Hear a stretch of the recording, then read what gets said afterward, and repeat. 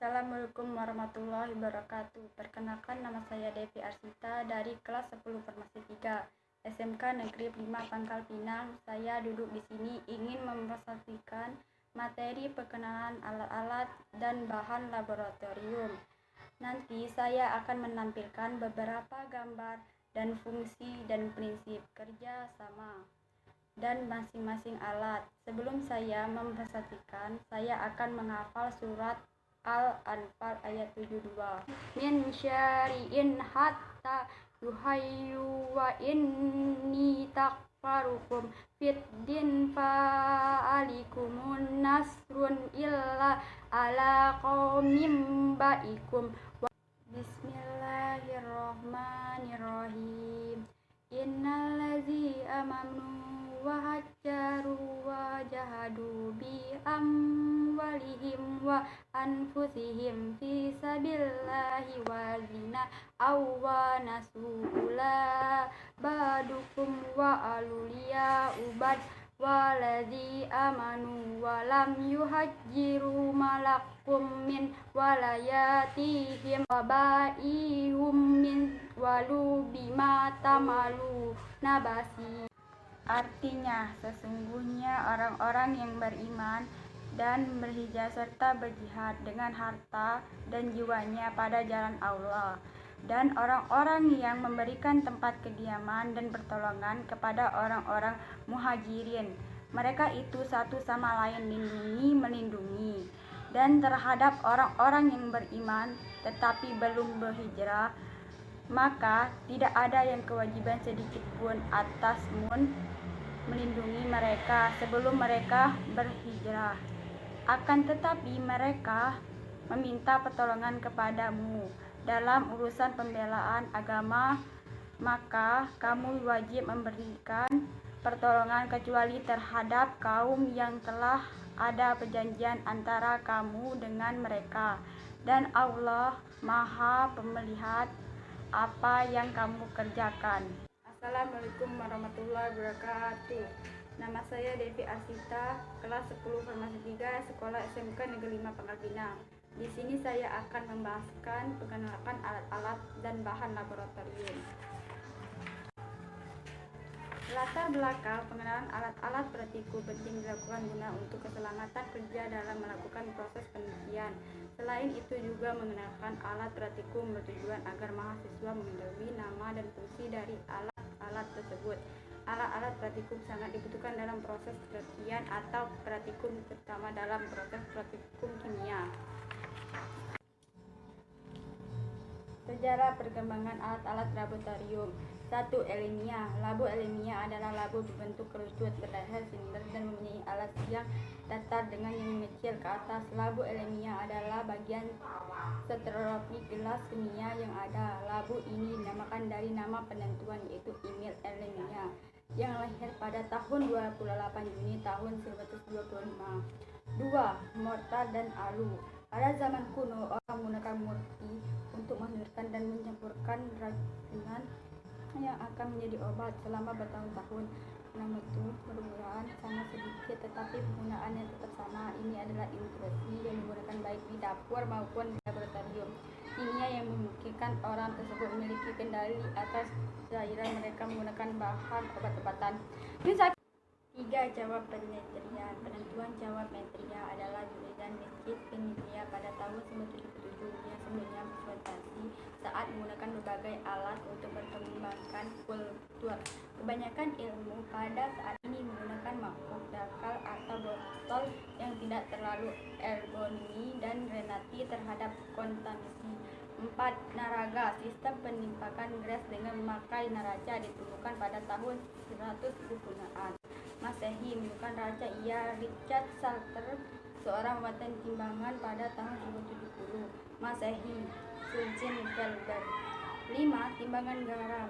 Timbangan merupakan alat yang dipakai melakukan pengukur suatu benda. Timbangan telah ada sebelum pengetahuan. Dia menunjukkan pada timbangan pegas untuk mengukur benda padan. Dan awalnya pelatihan ijazah pada 1970 yang diikatkan atas nama Richard Salter, penemuan skala awal masa itu. Alat-alat pelindungan diri. 1. Jas laboratorium. Fungsinya jas lab berfungsi untuk melindungi tubuh bekerja dari percikan cairan. 2. Kacamata keselamatan. Fungsinya kacamata melindungi mata kesehatan, biasanya berfungsi untuk mata dari percikan larutan kimia atau debu. 3. Sepatu keselamatan. Fungsinya yang harus dipakai oleh seseorang ketika bekerja gunakan menghindari risiko kecelakaan. 4. Pelindung wajah. Berfungsi untuk melindungi wajah dari percikan bahan-bahan kimia atau kecelakaan lainnya. 5. Masker gas. Fungsinya menghindari terjadinya penghimpunan zat beracun. 6. Sarung tangan. Fungsinya berfungsi untuk melindungi tangan dari api, suhu panas, dan dingin. 7. Flexible cap. Fungsinya ya sama seperti kain karunggo. 8. Pelindungan mata. Fungsinya untuk menjaga dan melindungi telinga dari bahan-bahan kimia. 9. Pembasuh mata. Fungsinya pembasuh mata yang sedikit cairan kimia. 10. Cocktail towel. Fungsinya digunakan untuk melindungi mata dari percikan larutan kimia atau debu. Rekvisit alat-alat laboratorium farmasi. 1. Gelas ukur. Cara kerja: masukkan cairan ke dalam gelas ukur. Fungsinya untuk mengukur dengan volume yang tertentu. 2. Labu ukur. Cara kerjanya digoyang atau dikocok pelan. Fungsinya melarutkan bahan. 3. Mortakat dan alu. Cara kerjanya diletakkan di dalam mortar dan dihaluskan dengan alu. Fungsinya untuk menghancurkan zat yang berbentuk padat. 4. Gelas arloji. Cara kerjanya menyimpan bahan kimia yang akan ditimbang. Fungsinya menimbang bahan cair. 5. Terapik. Cara kerja meletakkan bahan yang akan dipanaskan. Fungsinya sebagai penahan tawa kasar.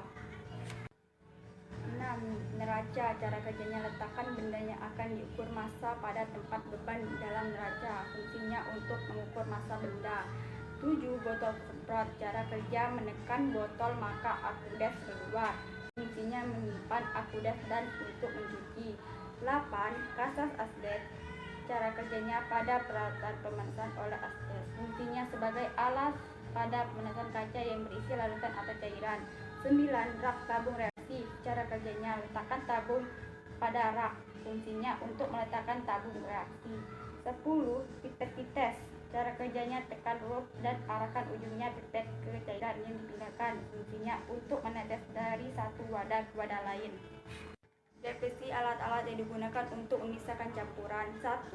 Dekantis. Cara kerjanya menuangkan cairan pelan-pelan. 2. Filtrasi. Cara kerjanya menyaringkan atau memisahkan cairan dan padat yang tidak larut. 3. Evaporasi. Cara kerjanya menggunakan metode molekul air yang berubah menjadi gas atau uap. 4. Sentrifugas. Cara kerjanya sel-sel darah akan berkumpul di bagian bawah tabung reaksi. 5. Ekstraksi. Cara kerjanya mendapatkan sari dari berbagai macam tubuh. Pengelompokan bahan-bahan berbahaya. 1. Bahan kimia beracun. Keterangannya bahan terhadap kesehatan manusia dan menyebabkan kematian. 2. Bahan kimia klorofik. Keterangannya mengakibatkan kerusakan apabila kontak dengan jaringan tubuh. 3. Bahan kimia mudah terbakar. Keterangannya dapat menimbulkan kebakaran. 4. Bahan kimia mudah meledak. Keterangannya dapat menghasilkan gas dalam jumlah dan tekanan yang besar.